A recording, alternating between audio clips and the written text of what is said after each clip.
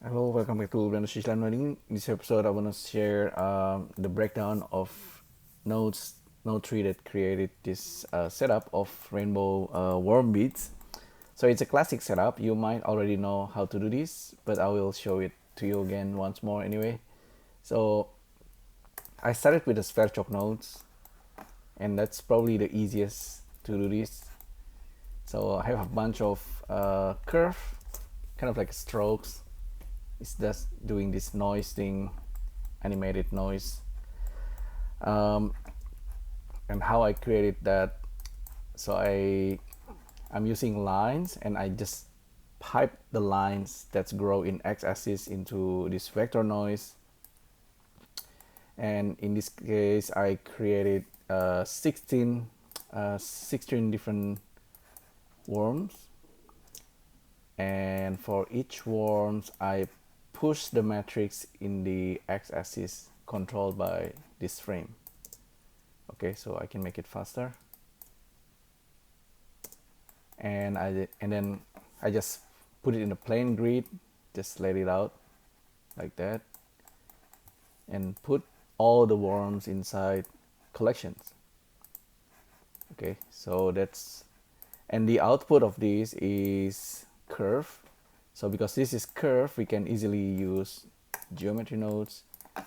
Let's take a look at geometry nodes.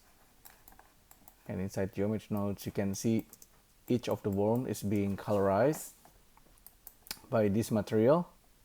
So I need to show the material shader editor as well. So this is the material. So it's not, the color is not random. So the color is getting the color from this point color, but I'm using type of instancer. Okay, this is really important. So you can have attributes that's coming from geometry level, object, instancer, view layer. Just use instancer because I don't want to make the instance real at the moment. I just keep all the worms as its own instance. So inside geometry nodes, we have collection info nodes, getting our worms in, separate the children. If I didn't separate, okay, I need to separate the children so it's on its instance. And for each instance, I instance like the beads. So I use curve to points to convert the curve into points. And then this capture attribute is not being used at the moment, so we can ignore that. This curve become points, and then I instance a bunch of icosphere for each of the curve. So we have different color. The color is coming from these attributes. So we need a value between 0 and 1. It's not random. You can, of course, use random, but I'm getting the value from the index. So index, we have 16 different worms, and for each worm we can give it a color. You can, yeah, the color is from 0 and 1. So that should be pretty easy to understand, right? What you might question is that, what if we want a rainbow color for each worms? So that's actually something that's possible. One way to do it is to, let me show you. Yeah, okay. To do it this way, it's I realized the, okay, same setup. We get our collection curve, convert the curve into points, instance of point, etc. But I use the realized instances, so turning it into mesh, and then we store the attributes into point color. In here on the shader, however, instead of using instancer, we are using geometry.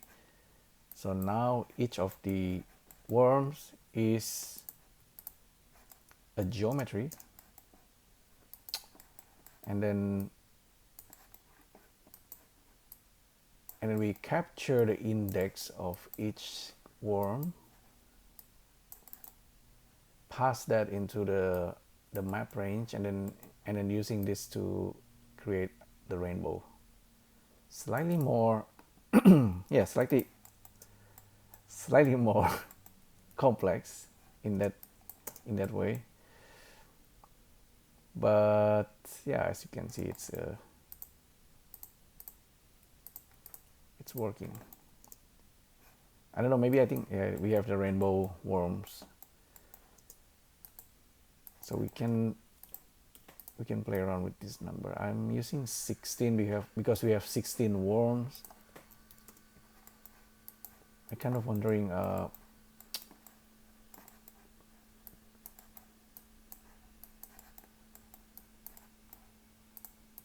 yeah, I think this is correct.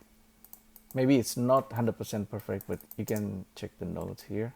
You can copy the nodes, try to make this yourself. So we are instancing icosphere, right? If I'm using a different object, what's gonna happen? Let me use cube, for example. Plug this into the instance. So the cube will still have rainbow color. Yep. Do I need to pass this into the geometry here? Yeah. So it's sort of working. So I like the gradient there. I think you can also do the gradient in the shader itself without passing attributes from geometry nodes. But I like to have a little bit of control. So now, yeah, we have this type of effects. So it's like yeah, rainbow colored worms. I don't know, there must be another way, a better setup, so we can have each worm to have its own different rainbow color. For example, I don't know, maybe you can further randomizing it here, maybe with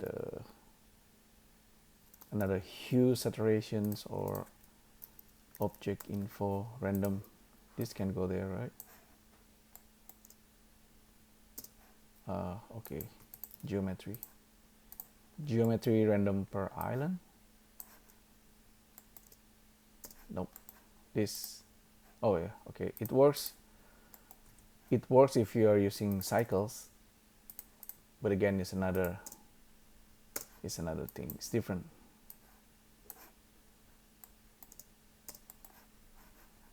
So definitely can use this random per island, and then yeah, but it's gonna be random. I want it to be random per instance and also random per worms. This type of thing, if you are using like Randomman shader, I remember playing around with Randomman a little bit. They have a way to work with instance. So let's say, okay, if I explain it, we have a bunch of worms, like strokes like this. We want each worm to have varying color, so each worm is individual, but each worm can also have like a rainbow gradient along the curve. So that's really what I'm trying to do here. I know it's not 100% perfect, but still, it's probably it will get you somewhere. You know, like you'll get some kind of understanding. So I'm using SVerchok and I'm using Blender 3.6.9 instead of 4 because SVerchok doesn't really work 100% with Blender 4.1. So yeah, anyway, this is just to create the worms. You can do the same thing in geometry nodes, just a little bit more complicated, I guess, but nowadays you can do hairs and stuff in geometry nodes, so that shouldn't be a problem. It shouldn't be hard to make this if not using SVerchok. The geometry nodes part, so you have bunch of curve coming in and your instance, you do the instance. If you are using the index here, the index is coming from each object's instance, which is interesting. I found maybe we can use loop, so we can go inside each of the worm and then give the instance for each of the curve worm, and then colorize the instance based on the curve length, so we get a gradient. So that's probably another way to do it. So, but in this case, I'm pretty okay with this. It's not perfect, but still, it's kind of interesting to have this setup working. And you can see the value changing here, and each of the point color of each worms coming out. So I think, yeah, I think that's pretty much it. Hopefully you find this useful. Thanks again for tuning in, and I'll see you next time. Thank you. Bye.